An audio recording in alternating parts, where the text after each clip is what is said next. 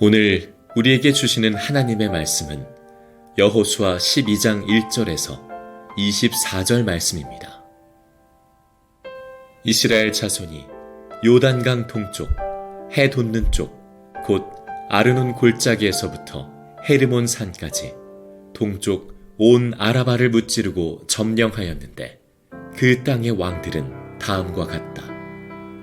하나는 헤스본에 사는 아모리 사람의 왕 시혼이다. 그는 아르논 골짜기 끝에 있는 아로엘에서 골짜기 중간과 길르앗의 반쪽과 더 나아가서 암몬 자손의 경계인 야복 강까지를 다스렸다.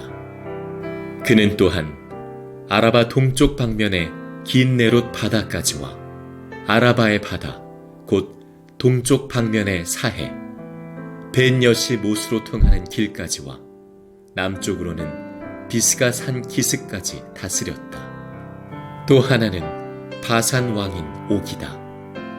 그는 르바족 가운데서 살아남아 아스다롯과 에드레이에서 살고 있었다.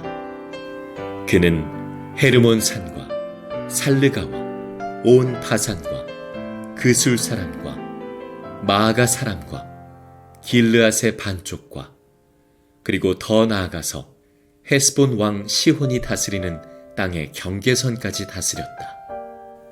이 두 왕은 바로 주님의 종 모세와 이스라엘 자손이 무찌른 사람들이다. 주님의 종 모세가 그 땅을 르우벤 지파와 갓 지파와 므낫세 반쪽 지파에게 주어서 소유로 삼도록 하였다. 여호수아와 이스라엘 자손이 요단강 동쪽에 있는 서쪽 레바논 골짜기의 바알갓에서부터 세일로 올라가는 곳인 한락산까지 그 땅의 왕을 모두 무찔렀다. 여호수아가 이스라엘의 지파들에게 그 지파의 구분을 따라 그 땅을 나누어 주어서 가지게 하였다. 그 땅은 산간지방과 평지와 아라바와 경사지와 광야로서 헷 사람과 아모리 사람과 가나안 사람과 브리스 사람과 히위 사람과 여부스 사람이 사는 남쪽에 있다. 그들이 무찌른 왕들은 다음과 같다. 여리고 왕이 하나, 베델 근처에 아이 왕이 하나, 예루살렘 왕이 하나, 헤브론 왕이 하나, 야르뭇 왕이 하나, 라기스 왕이 하나, 에글론 왕이 하나, 게셀 왕이 하나, 드빌 왕이 하나, 게델 왕이 하나, 호르마 왕이 하나, 아랏 왕이 하나, 림나 왕이 하나, 아둘람 왕이 하나, 막게다 왕이 하나, 베델 왕이 하나, 다푸아 왕이 하나, 헤벨 왕이 하나, 아벡 왕이 하나, 라사론 왕이 하나, 마돈 왕이 하나, 하솔 왕이 하나, 시므론 무론 왕이 하나, 악삽 왕이 하나, 다나악 왕이 하나, 무깃도 왕이 하나, 게데스 왕이 하나, 갈멜의 용르암 왕이 하나, 도르 언덕에 도르 왕이 하나, 길갈에 고임 왕이 하나, 디르사 왕이 하나이다. 이 왕들은 모두 31명이다. 아멘. 하나님의 말씀입니다. 안녕하세요. 주님을 사랑하시는 모든 교우 여러분들에게 하나님의 약속이 성취되는 은혜와 복이 있기를 축복합니다. 오늘은 그 말씀을 여러분들과 함께 나누어야 될 그런 본문의 말씀입니다. 우리가 받은 가장 놀라운 복이 하나님의 약속이 우리 가운데 성취되는 것입니다.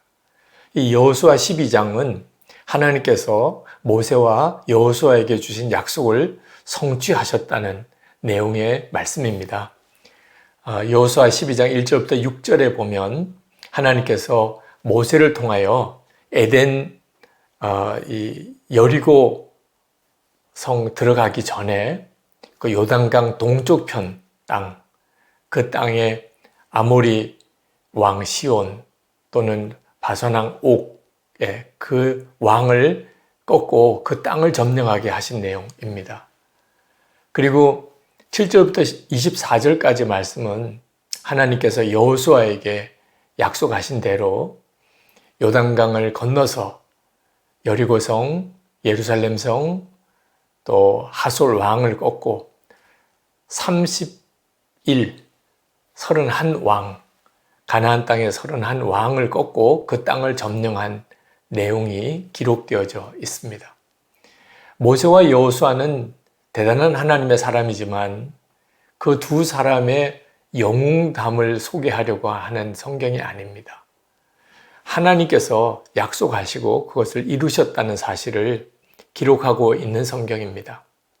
사실 하나님께서 모세를 택하여 출애굽을 명령하셨을 때 모세는 한사코 거부했습니다. 이유는 모세가 생각할 때 불가능한 이야기였기 때문입니다. 바로 왕의 권세를 꺾고 이스라엘 백성을 출애굽시키는 일, 불가능하다고 생각했을 겁니다. 만약에 출애굽을 한다 하더라도 200만 명이 넘는 그 이스라엘 백성들이 가서 살 땅이 있겠는가 하는 겁니다. 가나안 땅은 이미 강력한 족속들이 이미 그곳에 터를 내리고 살고 있었습니다.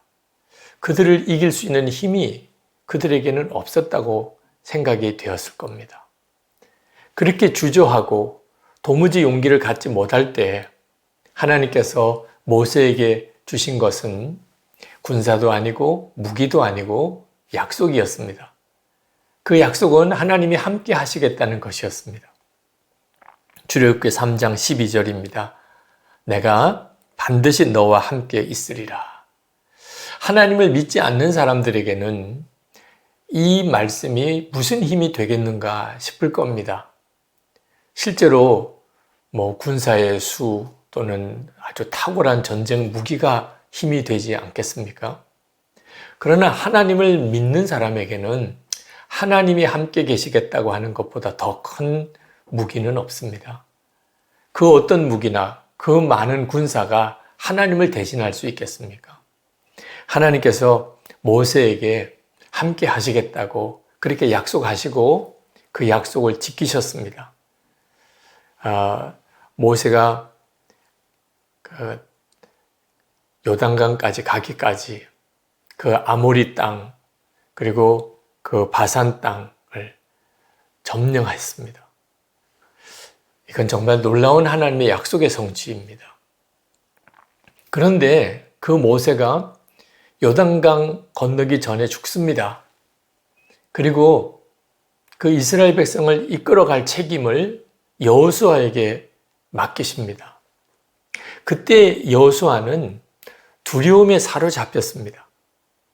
자기가 모세를 대신해서 이스라엘 백성을 이끌고 요단강을 건너고 가나안 땅을 점령할 수 있을 거라고는 조금도 자신할 수가 없었습니다.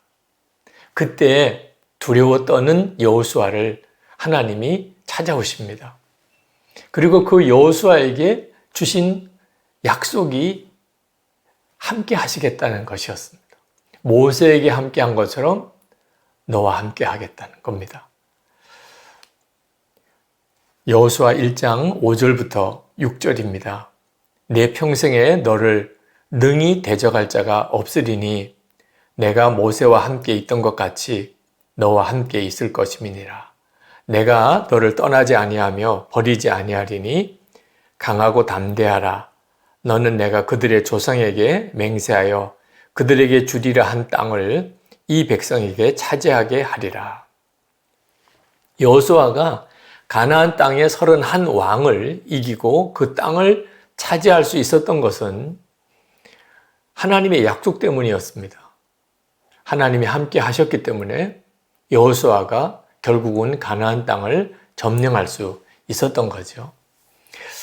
그런데 내가 너와 함께 하겠다고 하는 이 하나님의 약속은 모세나 여호수아에게만 주신 것이 아닙니다.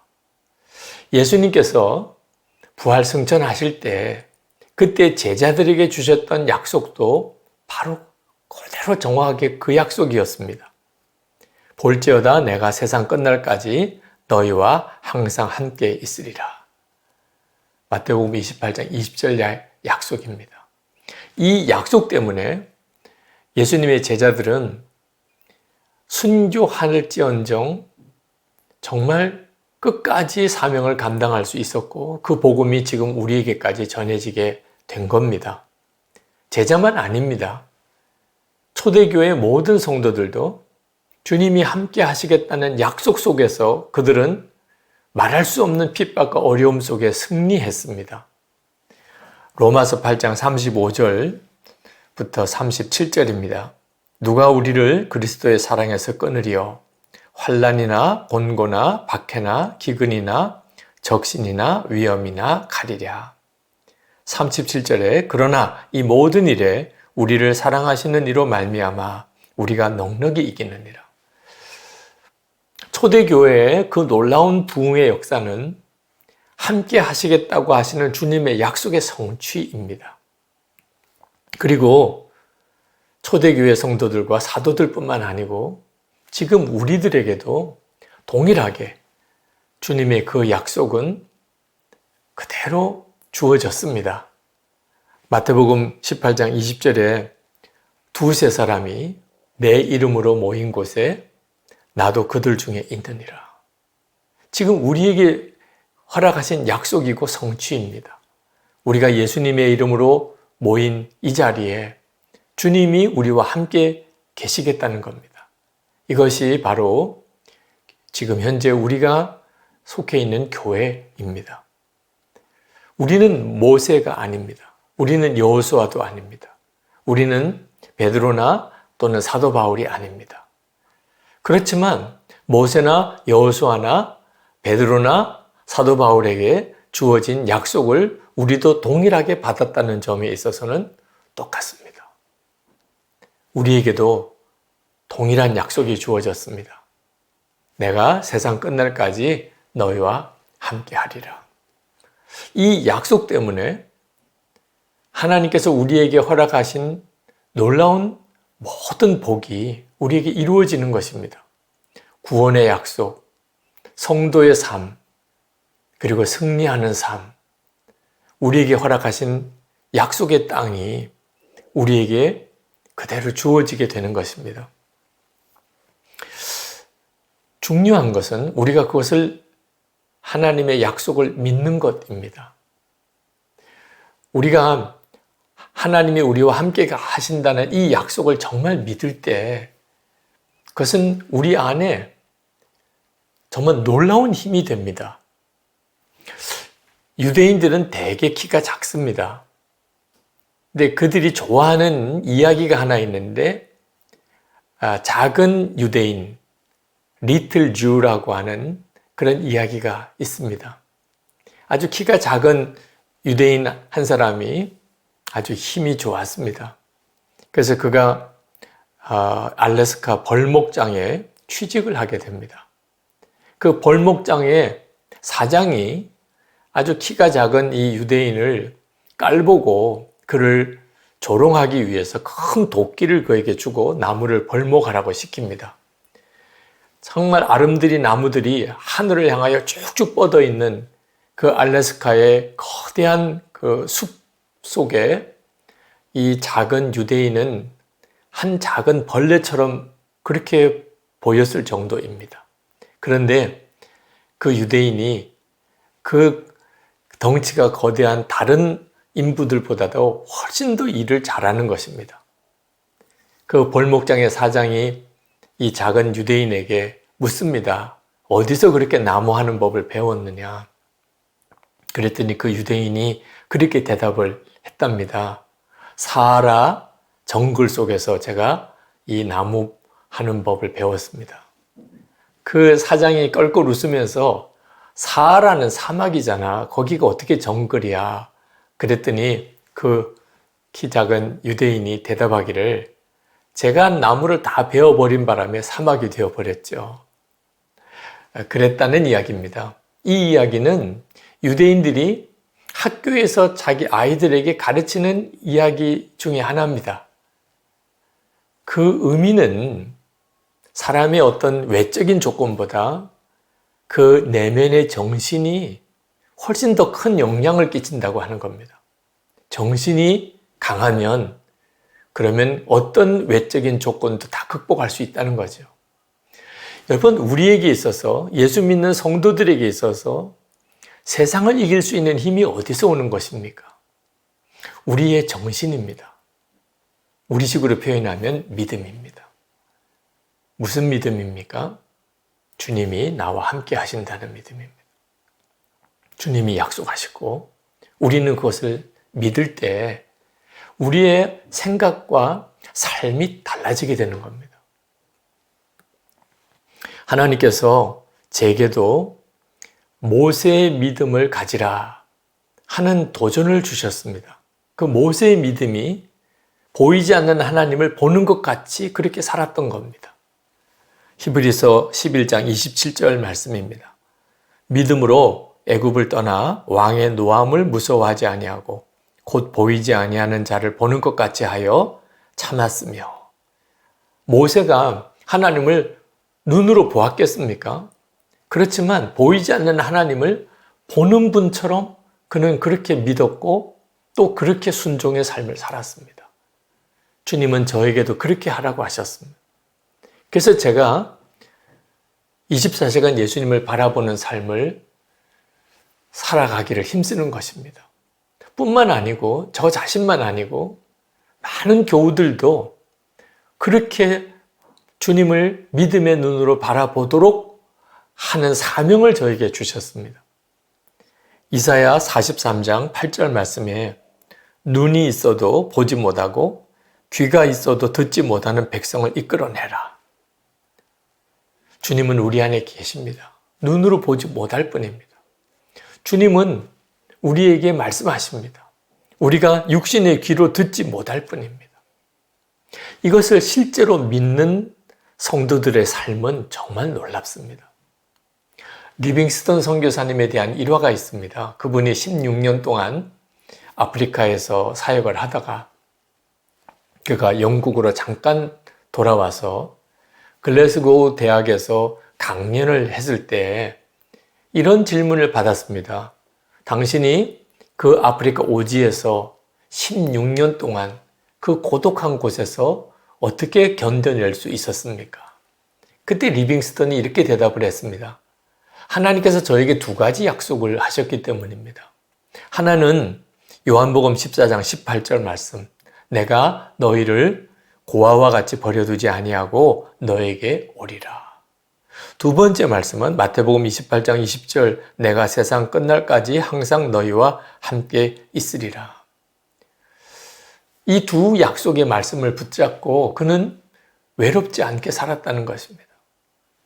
여러분, 이 말씀이 그저 성경에 기록된 말씀으로 그치면 우리에게 아무 힘이 없습니다. 주님이 나에게 주신 약속으로 이 말씀이 읽어지고 들려질 때, 그때 예수 믿는 성도의 약속된 삶이 우리의 삶 속에 사라지게 되는 것입니다. 저는 참 평범한 사람입니다. 제 어린 시절을 돌아보면 저는 저희 또래 친구들 사이에 특별할 것이 없는 사람이었습니다. 아주 수줍어하고 말 한마디도 이렇게 변변치 못했던 그런 사람이었습니다. 부산에서도 영도라는 섬에서 어린 시절을 보냈습니다. 저는 교회 생활에 별로 큰 기쁨을 누리지 못했지만 정말 어쩔 수 없는 것처럼 그 목사의 길을 걷게 되었습니다. 저는 목사가 되고도 별로 마음에 기쁨이 없었습니다. 게다가 열등감에 참 많이 힘들어하는 사람이었습니다.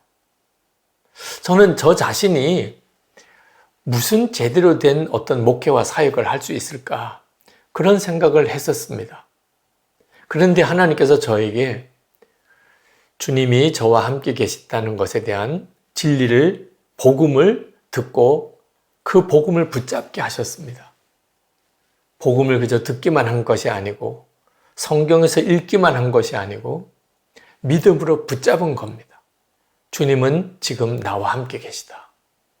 저 자신이 어떠한 사람인가는 중요하지 않았습니다. 예수님께서 저와 함께 하신다. 그것 자체가 얼마나 놀라운 일입니까? 그리고 그 믿음으로 살아가려고 했을 때 지금의 저의 삶이 가능해지게 된 겁니다. 저는 이것이 우리를 향한 하나님의 놀라운 계획이라고 믿습니다. 우리에게 있어서 중요한 것은 우리 자신이 어떠한 사람인가, 우리의 형편이 얼마나 좋은가, 우리에게 어떤 능력이 있는가가 아닙니다. 하나님께서 우리에게 주신 약속은 모세에게 주신 약속이고 여호수아에게 주신 그 약속입니다.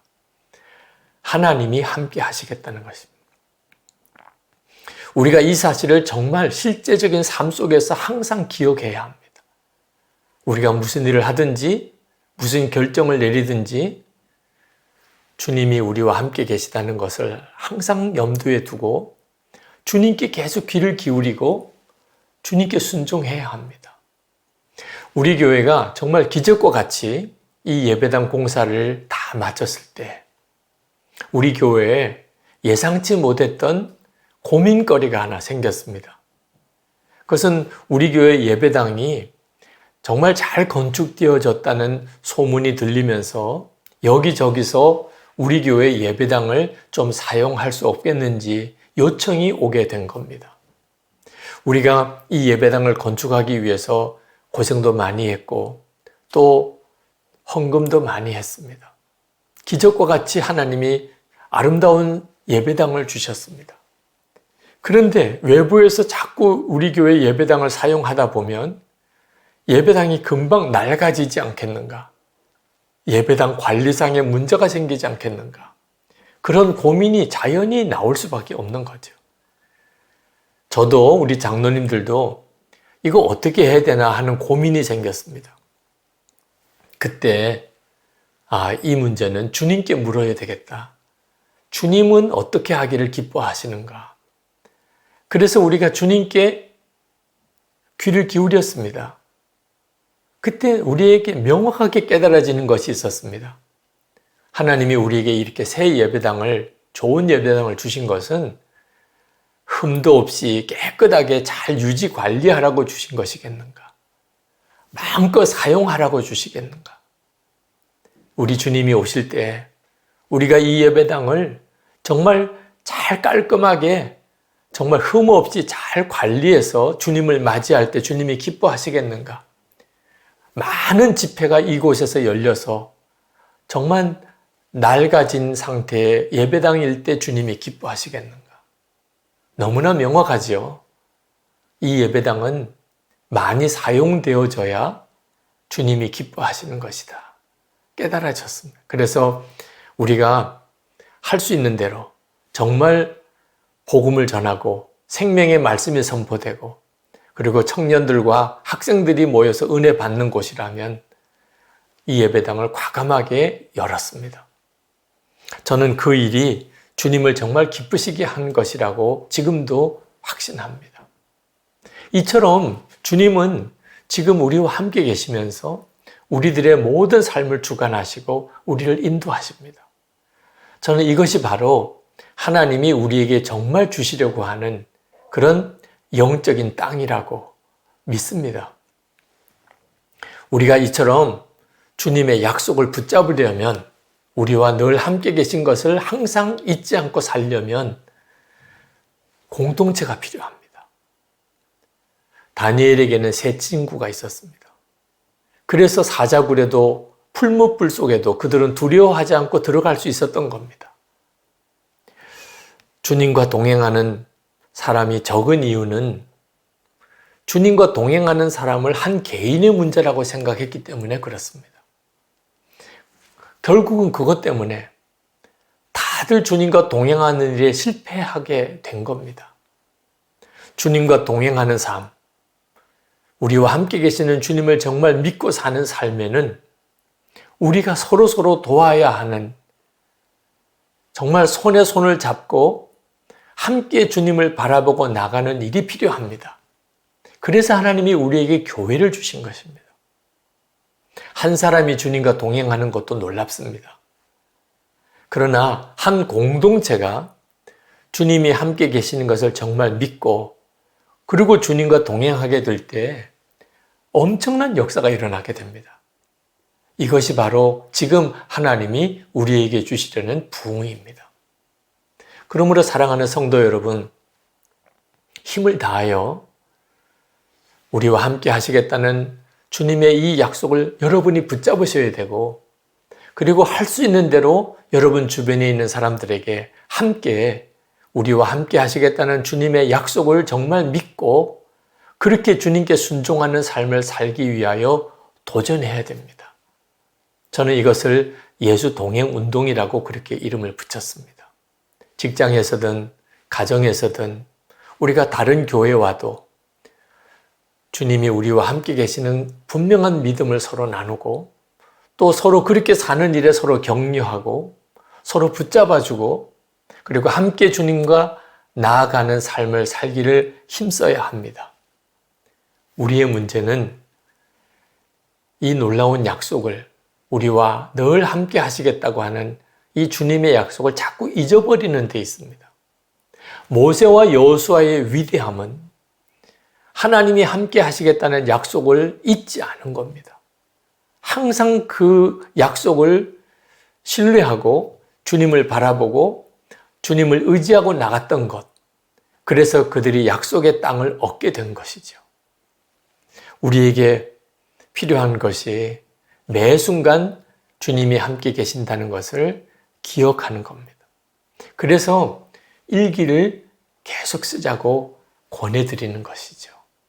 어떤 분들은 주님의 약속이 믿어지지 않는다는 분들이 있습니다. 여전히 그런 분들이 계십니다. 여러분, 정말 주님이 우리와 함께 하실까요? 물론입니다. 우리에게는 너무나 분명한 증거가 있습니다. 막연하게 믿을 것이 아닙니다. 예수님께서 분명히 내가 세상 끝날까지 너희와 항상 함께 있으리라 말씀하시고 실제로 우리 안에 오셨습니다. 늘 강조해서 말씀을 드리지만 우리가 이렇게 예수를 믿고 은혜를 사모하고 이렇게 영상으로라도 하나님께 예배하고 그리고 주님의 말씀에 귀를 기울이는 모든 역사가 우리 안에 계신 주님의 역사입니다. 부인할 수가 없는 증거가 우리에게 있습니다. 우리가 주님이 우리와 함께 하심을 항상 잊지 않을 때 그리고 주님을 의지하기 시작할 때 모세에게 하셨던 대로 여호수아에게 하셨던 대로 우리에게도 하나님의 약속의 땅을 소유하게 되는 놀라운 은혜가 임하게 됩니다. 사랑하는 성도 여러분의 삶 속에 하나님의 약속이 온전히 성취되는 은혜가 있기를 진심으로 축복합니다.